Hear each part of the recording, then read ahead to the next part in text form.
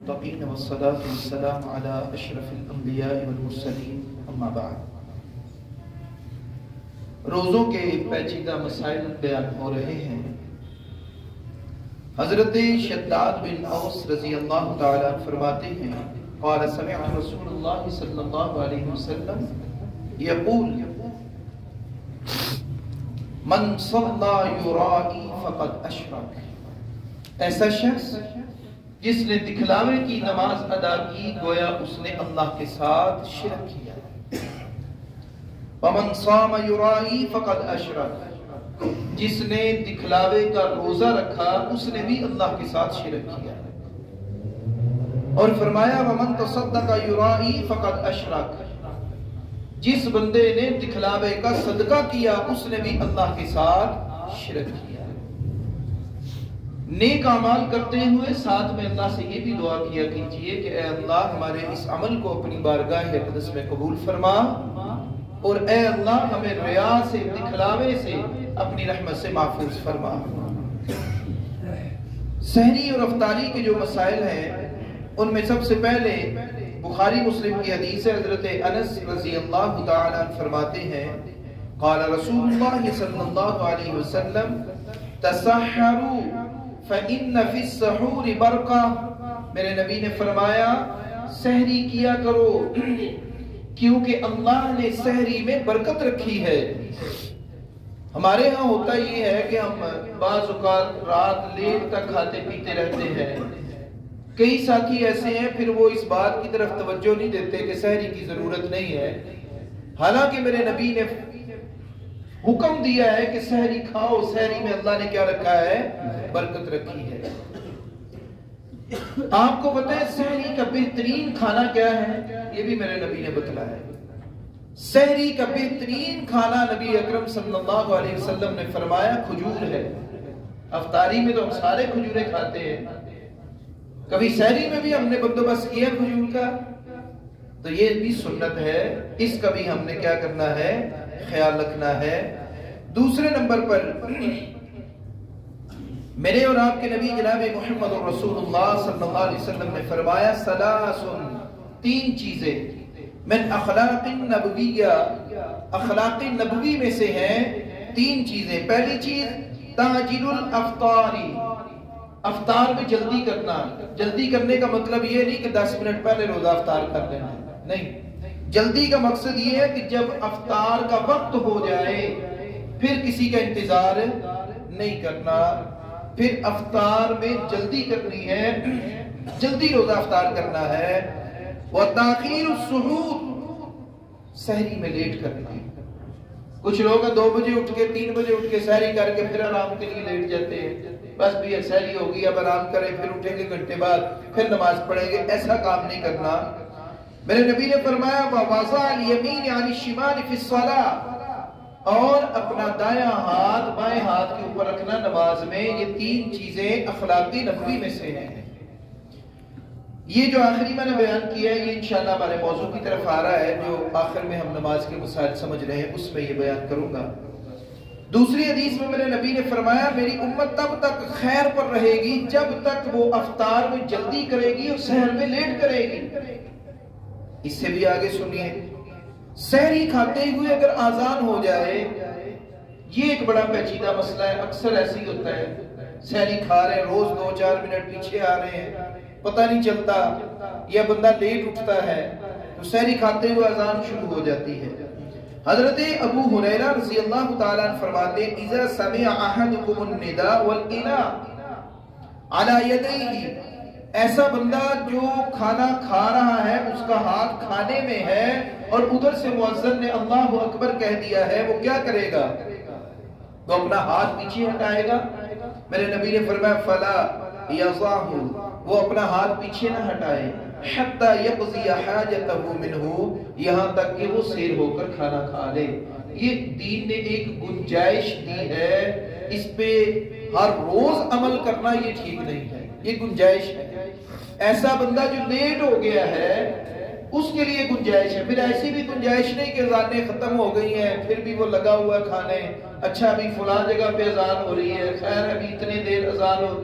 صحیح جو معاملہ ہے وہ یہی ہے کہ فجر سے قبل آپ کو پتہ ہے طلوع فجر کب ہوتی ہے؟ جس وقت مؤذن اذان پڑھتا ہے اس وقت طلوع فجر ہو جاتی ہے. تو فجر طلوع ہونے سے قبل ہم نے اپنے روزے کو جمع کرنا ہے، اس سے پہلے سحری کھا لینی. اگر کوئی لیٹ ہو گیا ہے اس کے لیے یہ گنجائش ہے. افطار کے لیے کیا غروب آفتاب شرط ہے یا اذان شرط ہے؟ بعض لوگ بیٹھے رہتے ہیں انتظار میں، ابھی ہماری مسجد میں اذان نہیں ہوئی، ابھی فلاں مسجد میں اذان نہیں ہوئی، اس لیے میں تو فلاں مسجد کے حساب سے روزہ کھولتا ہوں. حضرت عمر رضی اللہ تعالیٰ عنہ فرماتے ہیں، یہ بخاری مسلم کی حدیث ہے، قال رسول اللہ صلی اللہ علیہ وسلم اذا اقبل اللیل من ہاہنا وادبر النہار من ہاہنا، جب رات آ جاتی دن چلا جاتا، وغربت الشمس اور سورج غروب ہو جاتا، فقد افطر الصائم، ہم روزہ کھول لیتے ہیں. روزہ افطار کرنے کی سب سے بڑی شرط یہ ہے کہ غروب آفتاب ہونا شرط ہے، اذان ہونا شرط نہیں ہے. آپ اگر کسی ایسی جگہ پر ہیں، جنگل میں ہیں یا دور دراز ہے جہاں اذان کی آواز نہیں آ رہی، وہاں آپ روزہ کیسے کھولیں گے؟ پھر ایسے لوگ جو فلائٹ جن کی اٹھتی ہے اوپر کو، آپ کو پتہ ہے اگر یہاں پہ ہمارا روزہ 6:15 16 17 منٹ پہ ہے، وہ جیسے جیسے جہاز اوپر جاتا ہے نا، وہ ویسے ویسے سورج نظر آنا شروع ہو جاتا ہے.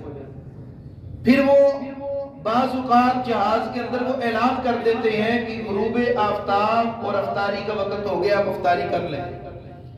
پھر جس علاقے سے گزر رہے ہوتے ہیں اس علاقے کا وقت دیکھتے ہوئے روزے کو افطار کروایا جاتا ہے. اس لیے غروب آفتاب جو ہے یہ شرط ہے، نہ کہ اذان شرط ہے. بعض لوگ نمک سے بھی روزہ افطار کرتے ہیں، کیا یہ بھی سنت ہے؟ حضرت انس بن مالک رضی اللہ تعالیٰ عنہ فرماتے ہیں، کان النبی صلی اللہ علیہ وسلم یفطر علی رطبات قبل ان یصلی، میرے نبی نماز سے پہلے تر کھجوروں سے روزہ افطار کرتے ہیں. کن سے کرتے ہیں؟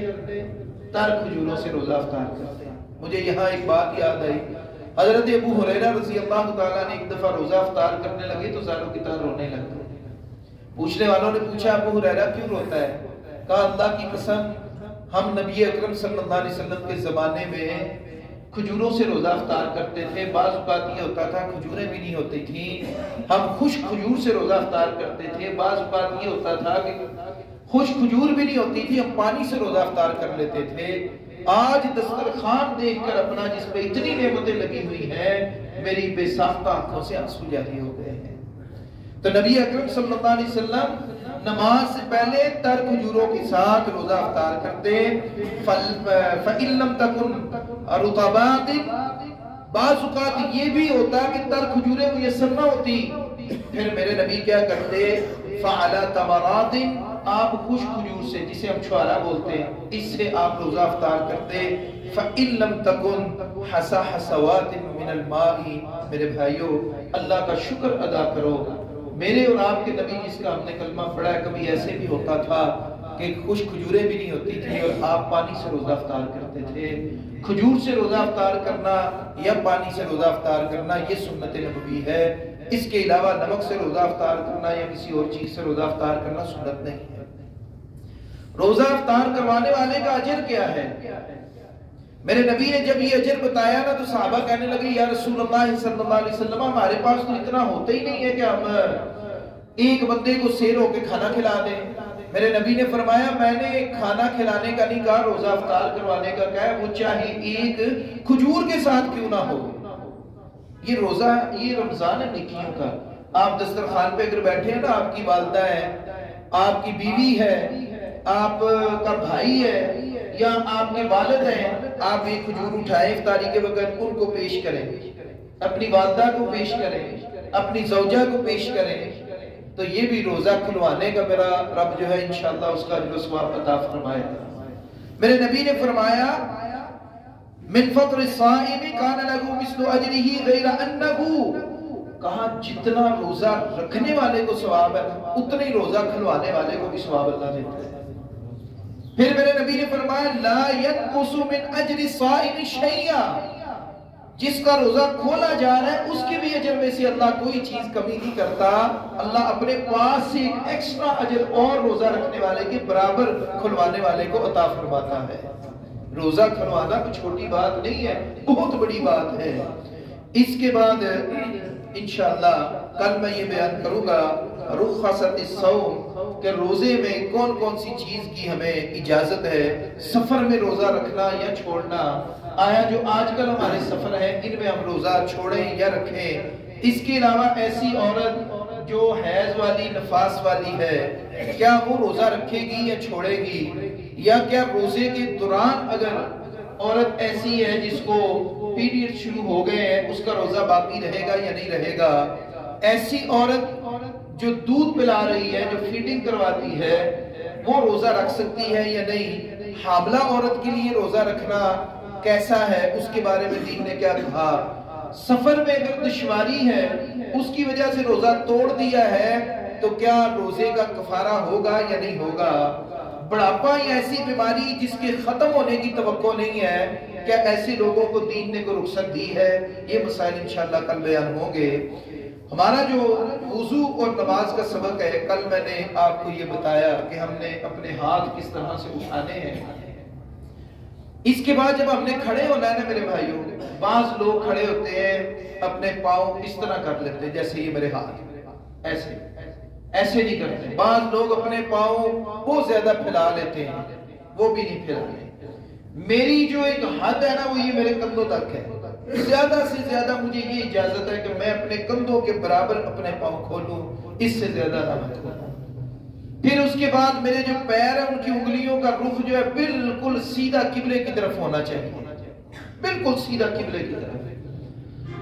اب اس کے بعد ہم آگے آتے ہیں، کل میں نے یہ بتایا کہ ہم نے اپنے جو ہاتھ ہیں وہ اٹھانے ہیں رفع یدی حذو منکبی، کندھوں کے برابر، یا وضو نہیں ہی اپنے کانوں کے برابر، یہ دو چیزیں میں نے بتائی تھی آپ کو۔ اب ہاتھ باندھنے کا ذکر ہے، اگر میں قرآن حکیم سے دیکھوں تو قرآن حکیم کے اندر یہ آتا ہے یا ایھا الذین آمنوا اذا قمتم الی الصلاۃ فاغسلوا وجوہکم وایدیکم الی المرافق۔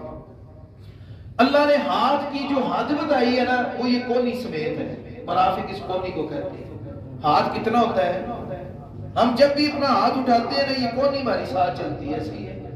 اللہ تعالیٰ نے قرآن حکیم میں فرمایا کہ جہنمیوں کے لیے 70 ہاتھ لمبا توق میں بناؤں گا، زنجیر لے کر آؤں گا، وہاں پہ بھی ہاتھ کی مقدار کتنی ہے، کونی سمیت ہے۔